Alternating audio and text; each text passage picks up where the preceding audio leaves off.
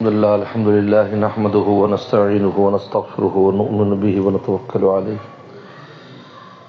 ونعوذ بالله من شرور أنفسنا ومن سيئات أعمالنا من يهده الله فلا مضل له ومن يضلل فلا هادي له ونشهد أن لا إله إلا الله وحده لا شريك له ونشهد أن سيدنا وسندنا وحبيبنا وشفيعنا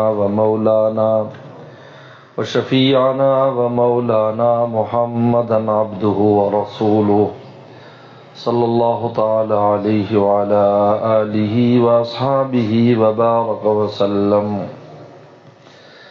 أما بعد فأعوذ بالله من الشيطان الرجيم. بسم الله الرحمن الرحيم. إنا نحن نزلنا الذكر وإنا له لحافظون.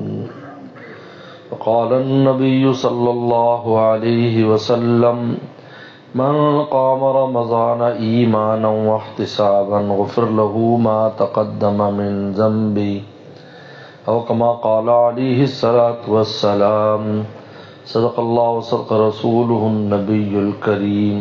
میرے محترم بزرگ اور دوستو، آج الحمدللہ یہاں پر تراویح میں قرآن مجید مکمل ہوا ہے. مولانا ہاشم صاحب، ان کے بیٹے، ان لوگوں نے قرآن مکمل کیا ہے. رمضان میں قرآن مجید تراویح میں مکمل کرنا ایک بہت بڑی سعادت ہے. اور یہ انا لہ لحافظون کا جو وعدہ ہے کہ ہم قرآن کی حفاظت کریں گے، یہ دراصل اس وعدے کی تکمیل اس سے ہوتی ہے. انا لہ لحافظون، ہم حفاظت کریں گے. اس لیے میں کہا کرتا ہوں کہ حافظون جو ہے اللہ نے اپنے لیے استعمال کیا ہے کہ میں حفاظت کروں گا، لیکن استعمال ہمیں کیا ہے، بندوں کو استعمال کیا ہے، لیکن نسبت اپنی طرف کی ہے. کیوں؟ اس میں کام بڑا عالی شان ہے. جتنا بڑا کام ہوتا ہے اتنی بڑی ذات ہونی چاہیے. ہم تو کمزور ہیں، خلق الانسان ضعیفا. تو کمزور سے اتنا بڑا کام کیسے ہو رہا ہے؟ تو فرمایا حافظون، ہم حفاظت کرنے والے ہیں. یہ پیچھے ہم ہیں. اور رمضان میں چونکہ قرآن نازل ہوا تو اس کی حفاظت کی ترتیب بھی رمضان میں رکھی اور اس امت کو یہ سعادت دی. دیکھیں، بڑی عجیب بات ہے. پہلے رمضان آیا ہے اور پہلے قرآن آیا ہے، بعد میں روزے ہیں. پہلے رمضان آیا، قرآن آیا. کو قرآن رمضان میں آیا، لیلۃ القدر میں آیا. محدثین نے لکھا ہے کہ 24 کی رات تھی، قرآن مجید نازل ہوا. حضور صلی اللہ علیہ وسلم پر اقرا کی پہلی 5 آیات نازل ہوئی اور لوح محفوظ سے آسمانی دنیا پر بھی جب قرآن آیا تو وہ بھی یہی تاریخ تھی. لیلۃ القدر جو ہے یہ چونکہ منتقل ہوتی رہتی ہے، لہذا پہلے 24 تھی، اب تاخراتوں میں آ گئی. لیکن اگر غور کیا جائے، میں اس بات پر غور کیا میں نے کہ آخر یہ شے کہ ہر رات ہی طاق ہے، کیونکہ یہاں جفت ہے تو عرب میں طاق ہے، عرب میں طاق ہے تو یہاں جفت ہے. تو کوئی رات طاق سے خالی ہے؟ بولو بھائی. آدھی دنیا میں طاق ہے، آدھی دنیا میں جفت ہے. میرے مرشد فرمایا کرتے تھے بڑی عجیب بات، اللہ کی ذات تو بڑی کرم والی ہے. اگر وہاں عرب میں لیلۃ القدر ہو اور یہاں نہ ہو اور ہم یوں دعا کریں اللہ آدھی دنیا پہ رحمت برس رہی ہے، کوئی قطرہ ادھر بھی بھیج دے تو اللہ کے لیے کیا مشکل ہے بھائی. ہم دیکھتے ہیں کہ بارش کہیں ہوتی ہے، ٹھنڈک کہیں آتی ہے. برف باری کوئٹہ میں ہوتی ہے اور ٹھنڈی ہوائیں یہاں چلتی ہیں. ہم جب طالب علم تھے بنوری ٹاؤن میں، تو جب کوئٹہ کی ہوائیں چلتی تھیں ویزلین نہیں ملتی تھی. ویزلین جو ہوتی ملتی نہیں تھی، اس لیے کہ خشک ہو جاتے تھے، جسم پھٹ جاتا، ہونٹ پھٹ جاتے. ویزلین اس وقت ڈھونڈ کے بھی اگر کسی سٹور میں پرانی بھی کسی زمانے کے رکھی ہے تو وہ بھی فروخت ہو جاتی تھی. اب برف باری کہاں ہو رہی، ٹھنڈک کہاں آ رہی. تو مجھے بتایا، تو اس لیے میں کہتا ہوں کہ کوئی آخری عشرے کی تو کوئی رات ہی خالی نہیں ہے۔ اگر آپ کے یہاں طاق نہیں ہیں تو حرمین میں طاق ہے، پھر آج آپ کے یہاں طاق ہے۔ اس لیے میں نے اس پر بڑا غور کیا، اس حدیث پر 24 والی، کہ عرب میں 24 ہوگی تو یہاں کتنی ہوگی؟ 23 ہوگی۔ یہاں کی 23 رات تھی، کیونکہ شروع سے 2 حصوں میں تقسیم ہے پورا عالم۔ یہ اپنے ہاں سردی ہے تو ساؤتھ میں، جنوب میں گرمی چل رہی ہے، پورا عالم میں 2 حصے ہیں۔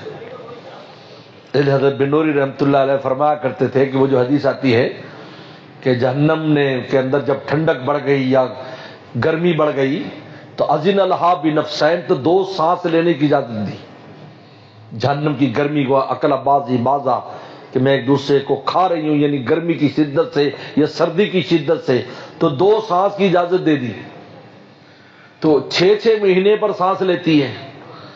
تو جب جہاں گرمی کا سانس لیتی ہے وہاں گرمی ہو جاتی ہے، جدھر ٹھنڈک کا سانس لیتے وہ ٹھنڈ ہو جاتی ہے۔ لہذا دنیا میں 6 مہینے ایک طبقے میں زمین کی گرمی ہوتی ہے، ایک میں سردی ہوتی ہے، پھر دوسرے میں گرمی ہو جاتی ہے، پھر دوسرے میں سردی ہو جاتی ہے۔ یہ دراصل جہنم کی سانس کا اثر ہے۔ دیکھو سورج تو سردی میں بھی یہی ہوتا ہے، یہی سورج ہے سردی میں، لیکن اب گرمی کیوں نہیں برس رہی؟ اس لیے کہ جہنم، یہ دنیا کے نظام کو جہنم کے ساتھ بہت جوڑا ہے، اس لیے آگ کو ٹھنڈا کر کے ہمیں دے دیا۔ یہ سورج گرمی لیتا ہے اور ہماری کھیتیاں کھلیان پکاتا ہے۔ یہ کہاں سے گرمی لیتا ہے؟ سائنسدان کہتے ہیں ہائیڈروجن بم پھٹتے ہیں اس میں۔ تو سائنسدانوں سے کہا کہ یار اندر جا کے دکھا کے بتاؤ نا، دور سے کیا کہہ رہے ہو؟ کہتے اندر تو جا ہی نہیں سکتے، لاکھوں میل پر قریب جائیں تو جل کے خاک ہو جائیں۔ تو آپ کو تو پتہ ہی نہیں ہے، یہ تو غیبی نظام ہے کہ جہنم سے سردی گرمی نظام کے عالم پر چل رہی ہے۔ تو اسی طریقے پر روحانی نظام بھی ہے۔ آدھا عالم طاق میں ہے، لیلۃ القدر میں ہے، تو آدھا عالم لیلۃ القدر میں نہیں ہے، لیکن اثرات دونوں جگہ، گویا کہ پورے عالم پر اس کے اثرات ہیں۔ تو قرآن مجید نازل ہوا رمضان میں، اب جب نازل ہوا تب اس کی حفاظت کے لیے یہ ڈیوٹی لگنی تھی ہماری۔ تراویح کی نماز پھر بھی آ جاتی رمضان میں، کیونکہ انا لہ الحافظون، اس کی حفاظت کرنی ہے۔ اور آپ کو معلوم ہے کسی شے کی حفاظت اس وقت کی جاتی جب اس کا سیزن ہوتا ہے۔ آپ بتائیں کیلے سٹور میں کب رکھے جاتے ہیں؟ جب اس کا سیزن ہوتا ہے۔ آلو کب رکھا جاتا ہے؟ جب سیزن ہوتا ہے۔ تو حافظون کا نظارہ جو ہے وہ رمضان میں ہونا تھا، لیکن قربان جائیے اللہ تعالیٰ نے جو رات مبارک تھی جس میں قرآن کے ساتھ ہمارا مشغلہ ہونا تھا، اسی میں فرمایا کہ من شہد منکم شہر فلیصمہ، بس اسی میں تمہارے ہم نے روزے بھی رکھ دیے تاکہ دن کو روزے کا نور حاصل کرو، رات کو قرآن کا نور حاصل کرو، جن کو فرشتے بن جاؤ۔ مجد الفسانی فرماتے ہیں کہ فرشتوں والی خوب پیدا کرنے کے لیے روزہ دیا ہے تاکہ رات کو قرآن کے انوارات کو جذب کر سکیں، اس لیے تاکید فرمائی، سنت مؤکدہ کر دیا اس کو، تراویح کی نماز کو۔ اس لیے قرآن مجید سننا الگ سنت ہے، تراویح پڑھنا الگ سنت ہے۔ لہٰذا ایک قرآن اگر آپ سن لیتے ہیں یا پڑھ لیتے ہیں، 10 دن میں پڑھ لیا، 15 دن میں، جیسے ابھی ان چند راتوں میں پڑھ لیا، اس کا مطلب یہ نہیں ہے کہ باقی راتوں میں تراویح کی نماز نہیں۔ اب تراویح کی نماز ہے، ایک سنت پوری ہو گئی، قرآن سننے کی ایک سنت پوری ہو گئی، اب تراویح کی سنت رہ گئی، وہ 20 رکعت پڑھنی ہو، آپ علم ترا کے ساتھ بھی چھوٹی اس کے ساتھ بھی پڑھ سکتے ہیں آپ۔ یہ 2 الگ الگ سنتیں، تراویح پڑھنا، اور تاکہ قرآن مجید کے انوارات سے ہم بھرپور طریقے پر مستفید ہو سکیں اور حافظون میں اور آپ سارے شامل ہو سکیں۔ یہ صرف یہ حافظون نہیں ہے، یہ پڑھنے والے سننے والے بھی حافظون ہیں، کیونکہ پیچھے اگر نہ ہوتے تو کہاں سے سناتے یہ، مجھے بتاؤ۔ لہذا تراویح پڑھنے والے بھی خوش ہو جائیں کہ تم بھی قیامت کے دن جب قرآن کے محافظین کے نمبر لگیں گے تو انشاءاللہ کسی نہ کسی صف میں آپ کا بھی نمبر ہوگا، کیونکہ اگر یہ ہم اس طرح مسجدوں کو آباد نہ کرتے اور یوں سننے والے نہ آتے، اس ذوق شوق کے ساتھ حافظ صاحب بھی نہ سناتے. ایک حافظ ہوتا پیچھے اس کے نہ وہ کھڑا ہوتا, بلکہ ایک جگہ ایک حافظ سنا رہا تھا تو کہتا میں اکیلے ہی پڑھ رہا ہوں, کوئی غلطی ہو تو دیکھ لیتا ہوں. میں نے کہا نا اپنی غلطی تو کب انسان کو نظر آتی ہے؟ اگر اپنی نظر آتی تو انبیاء کی جماعت کو بھیجنے کی ضرورت ہی نہیں تھی. وہ اس لیے بھیجی جاتی ہے کہ دوسرا بتاتا ہے تجھے کیا ہے, یہ تو ڈاکٹر بتاتا ہے تمہیں بیماری کیا ہے. اور جب باقی پیچھے بندہ کھڑا کیا تو نے کہا ہو حضرت آپ نے تو عجیب مشورہ دیا, میں سمجھا ٹھیک پڑھ رہا ہوں, تو اس نے پہلی دفعہ ہی پکڑ لیا بھی آپ کیا پڑھ رہے ہو. لیکن پھر بھی وہ ذوق شوق نہ ہوتا جو مقتدیوں کے ساتھ ہے. جب مقتدی جتنی بڑی جماعت ہوتی ہے کس ذوق شوق کے ساتھ کتنی محنت کرتا ہے. مجھے ایک حافظ نے کہا کہ حضرت بس رمضان آ رہا اور بڑا بوجھ ہے, سب کو دیکھتا ہوں سب ریلیکس ہے, لیکن میں نے کہا خوش ہو جاؤ, بہت بڑی ڈیوٹی ہے. پیغمبر صلی اللہ علیہ وسلم بھی رمضان میں دور فرمایا کرتے تھے. پیغمبر السلام اگرچہ نماز میں نہیں لیکن قرآن مجید پورے کا پورا جبریل السلام کو سنایا کرتے تھے, اور جبریل السلام بھی پورے کا پورا قرآن سنایا کرتے تھے. یعنی فرشتوں میں ایک ہی حافظ ہے, حضرت جبریل السلام ایک حافظ ہے, سب حافظ نہیں ہیں. اور اس کے بعد ہمارے پیغمبر حافظ ہیں, اور پیغمبر السلام کی برکت سے امت میں حفاظ کے لین لگی. ہمارے استاد مفتی ولی حسن ٹونکی رحمہ اللہ فرماتے تھے اگر پیغمبر صلی اللہ علیہ وسلم اس وحی الہی کا بوجھ نہ اٹھاتے, یہ وحی الہی کا بوجھ کو آسان نہیں تھا. تورات کی کتاب کتابی شکل میں آئی, لکھی ہوئی ایسے دینی تھی, زبانی یاد نہیں کرانی تھی, ایسے لکھی دینی تھی. پورا چلہ لگوایا موسیٰ السلام کا, اللہ نے چلہ بھی روزوں کے ساتھ لگوایا ہے. 40 دن روزے رکھے, پہاڑ پر اعتکاف کیا, پھر لکھی کتاب حوالے کی. تو آپ بتاؤ وہ سارا بوجھ یعنی اس کتاب پر ہی تھا, موسیٰ صلی اللہ علیہ وسلم پر بوجھ نہیں آیا. اور یہاں آپ کے سینے پر نازل ہوتی تھی, اور آپ کی کیا کیفیات ہوتی تھی. بخاری شریف میں آتا ہے اما عائشہ فرماتی شدید سردی کا موسم ہوتا اور آپ کے پیشانی سے یوں پسینہ گر رہا ہوتا جیسے آپ کی رگ کاٹ دی گئی ہو اور خون برس رہا ہوتا, اس طرح وحی کا بوجھ ہوتا. اور حضرت نے لکھا ہے مولانا شبیر عثمانی رحمۃ اللہ علیہ نے کہ 23 سال میں 24,000 مرتبہ اس بوجھ کو رسول اللہ نے برداشت کیا ہے, تب یہ قرآن میرے اور آپ کے سامنے آیا ہے. 24,000 لکھا ہے 24,000 مرتبہ, کیونکہ قرآن کے کپڑا بوجھ تھا. وہی تو ویسے بھی آتی تھی لیکن قرآن ایک شان کے ساتھ آتا تھا. سلسلہ جرس کی روایت دیکھ لیں آپ کہ پیغمبر سلام کو اس لیے صحابہ اکرام جب آپ پر قرآن نازل ہوتا صحابہ ارد گرد پیرے کے لیے کھڑے ہو جاتے, کیونکہ آپ کو اپنا ہوش نہیں ہوتا تھا کہ آپ کہاں ہیں, اتنا بوجھ. تو ہمارے استاد فرماتے تھے مفتی ولی حسن ٹونکی رحمہ اللہ کہ اگر آپ یہ بوجھ برداشت نہ کرتے تو امت ایک لفظ بھی اس کا اپنی زبان سے ادا نہیں کر سکتی تھی, اس کا اتنا وزن ہے. لیکن سارا بوجھ وہ آپ اٹھا گئے. یتلو علیہم آیاتی, یہ یتلو علیہم آیاتی کیوں کہا ہے کہ یہ آسان نہیں ہے. ہمارے نبی نے بوجھ اٹھایا اور پھر تلاوت کی تو آسانی سے تمہارے کانوں تک پہنچ گیا, اور کانوں کی قیف سے تمہارے دل تک پہنچ گیا. تم نے پیغمبر کی زبان سے لے کر اس کو یاد کر لیا. آج تمہاری زبانوں سے ادا ہو رہا ہے تو یہ پیغمبر سلام کی یتلو علیہم آیاتی کی وجہ سے ہے.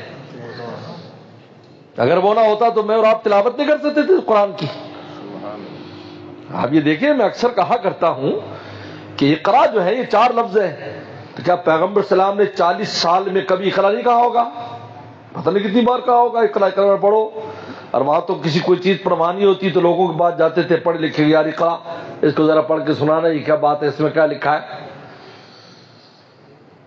40 سال کی عمر ہو گئی, افسر عرب ہے, لیکن قرآن کے اقرا ادا نہیں ہو رہا ہے. مانا بقارین, یہ لفظ جو تم کہہ رہے ہو نا, حالانکہ اقرا کا لفظ ہے, عربی کا لفظ ہے, مجھ سے نہیں پڑھا جا سکتا, پڑھ نہیں سکتا میں. آپ کو دبایا ایسے, آپ کے اندر جو صلاحیت اس کو بیدار کیا. اس لیے محدثین نے عجیب بات لکھی ہے کہ پیغمبر سلام روحانیت میں تو جبریل السلام کے برابر پہلی ملاقات میں ہو گئے تھے، اور جب 990 میں معراج میں گئے تو جبرائیل نے کہا میں یہاں سے آگے نہیں جا سکتا، آپ ہی جا سکتے ہیں۔ فرمایا آخری عمر تک تو پتہ نہیں آپ کس مقام پر چلے گئے تھے، کس مقام پر چلے گئے۔ پھر جا کر وہ ادا ہوا اقرا۔ تو آپ اس سے اندازہ کریں کہ یہ قرآن کا اقرا ہے، یہ قرآن، یہ الف لام میم، یہ قرآن کے الفاظ ہیں، یہ قرآن مجید کے زیر و زبر ہیں، ان میں خزانے بند ہیں۔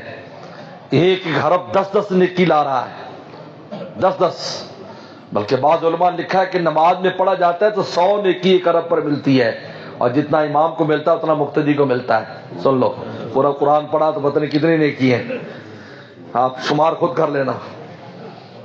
حروف پر، ہر حرف پر 100 نیکی امام لے رہا ہے جو تراویح میں قرآن پڑھ رہا ہے، اور جتنا امام کا اتنا یہ ہے، امام کے برابر، جیسی امام کی نماز ویسے۔ اس لیے حضرات صحابہ کرام کی فضائل میں یہ ایک فضیلت بھی اتنی بڑی ہے کہ ایک نماز بھی اگر پیغمبر کے پیچھے نمازی نے صحابی نے پڑھی ہے تو قیامت تک کی امت اپنی ساری نمازیں اکٹھی کر لے اس ایک نماز کا مقابلہ نہیں کر سکتی، کیونکہ جو پیغمبر کو جو کچھ ملا ہے وہ صحابی کو اس نماز پہ ملا ہے، اور نبی کی نماز کے برابر کون نماز لا سکتا ہے بھائی؟ بولو، وہ اتنا صحابہ اکرام کو مل رہا ہے۔ اس لیے امام کی نماز کے ساتھ مقتدی نماز جڑی ہے۔ امام غلطی کرے تو سجدہ سہو سب کو کرنا ہے، اور مقتدی غلطی کرے تو امام پہ سجدہ سہو نہیں ہے۔ معلوم ہوا کہ امام کے تابع ہیں، مقتدی کے تابع نہیں ہے۔ مقتدی بھول چوک کرے امام کے پیچھے، اس کی بھول چوک معاف ہے، شمار ہی نہیں ہے۔ اللہ کہتے ہے شمار ہی، تو کس کھاتے میں بھائی؟ اس کا کھاتا دیکھیں گے، تیرا کھاتا تو دیکھ نہیں ہے، کیوں بھائی؟ اس کا کھاتا دیکھیں گے۔ اس پر وہ غزوہ، ایک غزوے کا غزوہ بنی اس کا واقعہ یاد آیا کہ اس میں صحابہ اکرام پر سخت وقت آ گیا، تو حضرت سعد ابن معاذ رضی اللہ عنہ کے بیٹے بھی اس جنگ میں تھے، قیس، تو اس نے کہا کہ وہ کھانے پینے کی تنگی ہو گئی، وہ جس میں مچھلی کا قصہ آتا ہے، تو انہوں نے جب تنگی ہوئی تو حضرت قیس نے کہا کہ میں کچھ کرتا ہوں، تو ایک اونٹ والے کے پاس گیا کہ مجھے 5 اونٹ چاہیے، تو اس نے کہا تو کون ہے؟ کہا میں سعد ابن عبادہ یا سعد بن معاذ کا بیٹا قیس ہوں۔ انہوں نے کہا ہاں وہ تو بڑے سردار ہیں، اچھا ٹھیک ہے۔ تو ادھر سے کچھ صحابہ اکرام پہنچ، جن میں حضرت عمر بھی تھے، انہوں نے کہا اس کو کیوں دے رہا ہے، اس چھوکرے کو، کیونکہ جوان تھے، چھوکرے کی کیوں دے رہا ہے؟ کہا اس کو تھوڑی دے رہا ہوں، اس کے ابا کے نام لکھ رہا ہوں، اس کے ابا کے نام لکھ رہا ہوں۔ اور بعد میں عجیب بات حضرت عمر نے فرمایا کہ تیرے ابا نے تیرے نام کوئی چیز نہیں لگائی، تو جب واپس آئے تو ان کے ابا کو یہ بات پتہ چلی، فوراً اپنی آدھی جائیداد بیٹے کے نام لگا دی کہ کہیں بیٹے کو کسی جگہ پر فوج کے لیے، مجاہدین کے لیے ادھار لینے کی ضرورت ہو تو ابا کا نام نہ لینا پڑے، بلکہ خود بھی کہہ سکے کہ میرے پاس بھی جائیداد ہے۔ یہ عجیب ہے۔ تو امام کے کھاتے میں 100 کا اجر بھی لکھا ہے بعض نے، کہ ایک حرف پر نماز میں 100 ملتا ہے، کیونکہ نماز میں قیمت بڑھ جاتی، اور رمضان میں، اور عجیب بات ہے، پہلی بھی سنی ہوگی آپ نے، غور نہیں کیا، آپ نے سنت تراویح نہیں پڑھی بلکہ آپ کو اس تراویح پر فرض کا ثواب ملا ہے۔ سنت نہیں پڑھی، سنت ہے ہی نہیں، کوئی نفل سنت رمضان میں نہیں ہوتا، ہر شے فرض ہوتی ہے، فرض 70 ہوتے ہیں، نفل فرض ہوتا ہے، فرض 70۔ کبھی غور کیا آپ نے؟ کبھی غور نہیں کیا، لیکن آج غور کرو۔ اور ایک فرض وہ ہے قیامت کے دن جس کی تکمیل کے لیے سینکڑوں نفل سنتیں قربان کر کے ایک فرض کو مکمل کیا جائے گا۔ حدیث شریف میں آتا ہے فرائض لائے جائیں گے، ان میں کمی ہوگی، سنتیں لاؤ، نفل لاؤ، تہجد لاؤ، یہ لاؤ وہ لاؤ، فرض پورا کرو، فرض پورا ہوگا تو اس کی جان چھوٹے گی، اس کو انعام ملے گا، پہلے فرض پورا کرو۔ رمضان کا مہینہ وہ ہے، یہاں کوئی چیز نفل ہے ہی نہیں، نفل پر فرض مل رہا ہے، فرض پر 70 مل رہے ہیں۔ آپ مجھے بتایا کہ تراویح کی نماز جو 20 رکعت آپ نے پڑھی ہے یا آپ نے فرض پڑھا ہے، فرض یعنی رمضان میں کوئی چیز نفل نہیں، سبحان اللہ یہ بھی فرض، تلاوت یہ بھی فرض، نفل یہ بھی فرض، صدقہ کر رہے ہو یہ بھی فرض، ہر ایک پر فرض، اور جو فرض ہے زکوٰۃ دے رہے ہو 70 کے برابر ہو رہا ہے، فرض نماز پڑھ رہے ہو 70 کے برابر شمار ہو رہا ہے۔ سبحان اللہ، کیا بات ہے، سبحان اللہ، کیا بات ہے۔ اسی لیے پیغمبر اسلام نے رمضان میں عمرہ کرتا ہے تو کیا بشارت دی ہے کہ حجۃ معی، میرے ساتھ حج کے برابر ہے، یعنی گویا کہ قیامت کے دن ایسے ہوگا جیسے وہ اجر ملے گا جو میرے ساتھ، وہ تو 70 سے بھی پتہ نہیں کہاں چلا گیا، 70,000 بھی کچھ نہیں اس کے سامنے۔ 70,000 عمرے ایک طرف ہوں، لاکھ عمرے ایک طرف، اور ایک عمرہ وہ ہو جو رسول اللہ کی معیت میں کسی نے کیا ہو، اس کا اجر و ثواب کہاں۔ لیکن رمضان کی برکت ہے، اور یہ بھی عورتوں کی برکت ہے، عورتوں کی برکت ہے۔ اسلام میں ایسی ساری چیزیں جس میں بڑی بڑی فضیلتیں، پیچھے عورتیں ہیں، یہ عورت ہی آئی تھی، میں تو کمزور ہوں، آپ تو حج کے لیے جا رہے ہیں، میرے پاس تو ایک ہی سواری، وہ میرا بندہ لے جا رہا ہے، مجھے لے کے نہیں جا رہا، رونے لگ گئی، میرا کیا بنے گا؟ فکر نہ کر، عمرۃ فی رمضان کا حجۃ معی، رمضان میں عمرہ کر، میرے ساتھ حج کے برابر ہے۔ یہ عورت کے سوال پر ہوا ہے، یاد رکھو، یہ عورتوں کی وجہ سے بہت کچھ اس امت کو ملا ہے، ان کی کمزوری کی دیکھ کر دیا، اور بندے پھنسا، بندے بھی رام باندھ کے بھاگے چلے جا رہے ہیں۔ کہا جی کیوں؟ جی کہا جی حجۃ معی کا اجر لینا ہے، اور میاں آیا کس کی وجہ سے؟ جن کو تم رگڑا دیتے ہو ہر وقت، جن کو تم دوسری جن سمجھتے ہو۔ لیکن فضائل، یہ پیغمبر حضرت تھانوی رحمہ اللہ لکھا ہے، پیغمبر صاحب فرمایا مجھے تمہاری دنیا میں جو چیزیں پسند ان میں عورتیں پسند ہیں۔ حضرت تھان فرمایا، قسم کھا کے فرمایا خدا کی قسم، یہ کوئی اور جذبات کی وجہ سے نہیں جس کو تم سمجھو، یہ عورتوں کی صلاحیت کی وجہ سے۔ پیغمبر نے فرمایا اللہ نے قبول حق کی صلاحیت جو عورت میں رکھی ہے اتنی مرد میں نہیں ہے، اس لیے انہوں نے جو قربانی اسلام کے لیے دی ہے، سب سے پہلے قربانی دینے والی حضرت سمیہ رضی اللہ تعالیٰ ایک عورت ہے جو راہ مولا میں شہید ہوئی ہے، تو اس عورت کی وجہ سے ہی ملی کہ حجۃ معی میرے ساتھ، تو اس کے سامنے 70 بھی کچھ نہیں۔ تو گویا کہ یہ جو نماز تراویح پڑھی ہم نے، یہ فرض میں شمار ہو گئی، اور جو قرآن پڑھا گیا بھی فرض ہے، فرض قرآن، کیونکہ فرض قرآن جو ہوتا ہے وہ ایک بڑی آیت یا 3 چھوٹی آیتیں، بس اتنا فرض ہے نماز میں پڑھنا۔ پھر سورہ فاتحہ واجب ہو جاتی ہے، سورۃ ملانا واجب، پھر واجب کا درجہ آ جاتا ہے۔ لیکن آپ نے جو پورا قرآن پڑھا ہے اس کو اللہ کے آپ فرض میں شمار کیا ہے۔ اب بتاؤ فرض کے اوپر کیا کچھ اجر ملا ہوگا، اس کا شمار اللہ کی ذات ہی کر سکتی ہے۔ اس لیے میرے دوستو، اللہ تعالیٰ کا بہت شکر ادا کرنا چاہیے کہ اللہ تعالیٰ نے یہ نعمتیں ہمیں عطا فرمائی، حضور صلی اللہ علیہ وسلم کے وسیلے سے ساری نعمتیں ہیں، اور پوری عظمت اور قدر کے ساتھ ان کو کرنا چاہیے، بوجھ نہیں سمجھنا چاہیے۔ ہمیشہ انسان کی اس قلبی جذبات پر اس کا اجر و ثواب ہوتے ہیں، دو وجہ سے اجر و ثواب ملتے ہیں۔ اما عائشہ صدیقہ کی دونوں حدیثیں، ایک حدیث ہے مشقت، تو مشقت بھی ہے، اس حدیث شریف میں آتا ہے قیامت کے دن روزہ آئے گا، میں نے اس کو بھوکا پیاسا رکھا، قرآن آئے گا میں نے اس کو جگائے رکھا، یہ دیکھو یہ سونے کا وقت ہے لیکن ہم جاگ رہے ہیں۔ اور دوسرا جذبات پر، کس فہم، کس سوچ، کس جذبے کے ساتھ اس عمل کو کیا ہے، اس پر اس کا اجر لکھا جائے گا۔ قہرن جبرن کیا ہے یا خوشی خوشی کیا ہے، جان دے دی میں نے ان کے نام پر، عشق نے سوچا نہ کچھ انجام پر، ان کے کوچے سے لے چل جنازہ میرا، جان دی میں نے جن کی خوشی کے لیے، بے خودی چاہیے بندگی کے لیے، خوشی خوشی مشقت بردار، خوشی خوش ہو رہا پر یہ واہ واہ اللہ واہ، تیرا شکر ہے کہ آپ نے مجھے یہاں سب میں کھڑا کر دیا، مشقت تو ہو رہی ہے لیکن اس پر شکر بھی ادا کر، اس مشقت پر، کیوں کہ اس کے اوپر کیا کچھ مرتب ہو رہا ہے۔ من قام رمضان، حدیث میں آتا ہے جو تراویح کی نماز پڑھتا ہے، قیام رمضان تہجد نہیں ہے، تہجد تو مکہ شریف میں آئی ہے، تو مدینہ شریف کی بات ہو رہی ہے۔ من قام رمضان ایمان و احتسابا، جذبہ ایمانی کے ساتھ، وہ احتسابا اور طلب ثواب لینے کے لیے جو تراویح کی نماز پڑھتا ہے، غفر لہ ما تقدم من ذنبی، پچھلے سارے گناہ معاف ہو جاتے ہیں۔ یعنی پچھلے رمضان کے بعد جب اگلے رمضان کی تراویح پڑھتا ہے تو بیچ کے سارے گناہ معاف ہو جاتے ہیں۔ جس طرح عمرے میں آتا ہے عمرۃ العمرہ کفارۃ لما بینہما، ایک آدمی عمرہ کرے پھر 3 سال بعد عمرہ کرے، 4 سال، وہ 10 سال بعد بھی اگر عمرہ کرے گا، جو ہی وہ عمرہ شروع کرے گا درمیان کے سارے گناہ معاف ہو جائیں گے، کفارۃ لما بینہم، تو غفر لہ ما تقدم من ذنبی۔ اللہ قبول فرمائے، عمل کی توفیق عطا فرمائے۔ وآخر دعوانا ان الحمد للہ رب العالمین۔